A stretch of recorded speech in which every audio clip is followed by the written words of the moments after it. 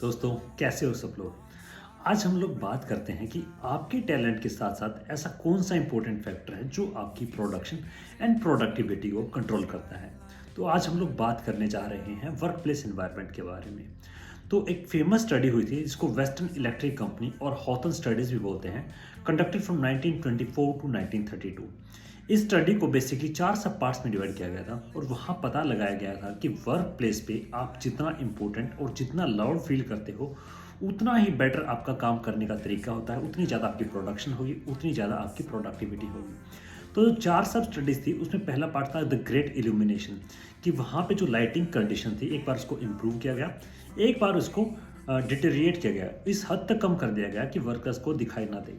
दोनों केसेस में production and productivity बढ़ रही थी। रीज़न क्या था? रीज़न ये था कि वर्कर्स को ऑब्जर्वेशन में रखा जा रहा था, कि उनको ऑब्जर्व किया जा रहा था, तो ऑटोमेटिकली वो इम्पोर्टेंट फील कर रहे थे और वो प्रोडक्शन एंड प्रोडक्टिविटी बढ़ रहा था। तो सेम चीज़ें अगर आप अपनी लाइफ में अप्लाई करो, अगर आप कुछ भी करने जा रहे हो और बताते हो कि हाँ मैं कर रहा हूँ, तो ऑटोमेटिकली अगर आप पहले 50% एफर्ट्स लगा रहे थे, तो फिर आपके 60% या 70% एफर्ट्स ऑटोमेटिकली अपने आप लगेंगे। तो सेकंड था रिले असेंबली रेस्टरूम पीरियड। इसमें ये था कि जो वर्कर्स की कंडीशंस थी, जैसा कि उनकी सैलरी, वर्क, अच्छा रेस्ट टाइमिंग्स, सैनिटेशन, ये सारी चीज़ें इंप्रूव कर दी गई, तो ऑटोमेटिकली उनका प्रोडक्शन एंड प्रोडक्टिविटी बढ़ गया। फिर बाद में ये जो चेंजेस थे उनको विड्रॉ कर लिया गया। विड्रॉ करने के बावजूद भी प्रोडक्शन एंड प्रोडक्टिविटी बढ़ रहा था। तो यहाँ से ये कंक्लूड किया गया कि मॉनेटरी बेनिफिट्स के साथ साथ नॉन मॉनेटरी बेनिफिट्स भी काफ़ी हद तक प्रोडक्शन एंड प्रोडक्टिविटी को कंट्रोल करते हैं, जिससे कि हमारा काम करने का तरीका प्रभावित होता है। तीसरा था द मास इंटरव्यू प्रोग्राम। इसमें जितने भी वर्कर्स थे उनका इंटरव्यू लिया गया और इंटरव्यू एक वेंटिलेशन थेरेपी की तरह काम कर रहा था। अगर कोई वर्कर कोई भी प्रॉब्लम फेस कर रहा था, अगर कोई सुपरवाइज़र उसको अच्छे से ट्रीट नहीं करता या फिर और कोई परेशानी है, तो वहाँ पे वो खुल के बता रहे थे। They were feeling light, they were feeling happy.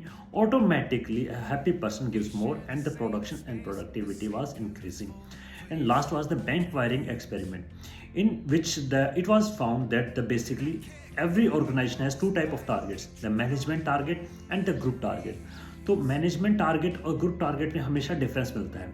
तो ग्रुप जो है वो अपनी खुद की प्रोडक्शन का टारगेट रखता है, उसको कंट्रोल करता है। अगर कोई व्यक्ति अच्छा काम करेगा ग्रुप में तो उसका अलग से नाम रख देते हैं, और कोई कम काम करेगा तो उसका अलग नाम रख देते हैं, कोई सीक्रेट रिवील करेगा उसका अलग नाम रख देते हैं।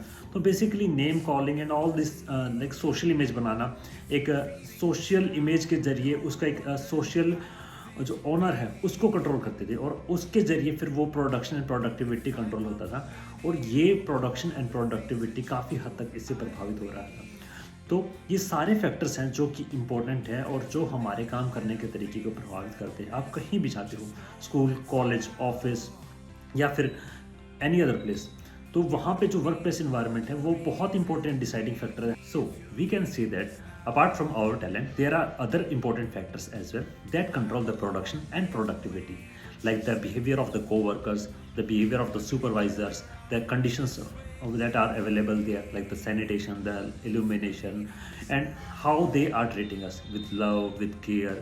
So all these things are very important part of the organization which controls the production and productivity. So that's all. Thank you.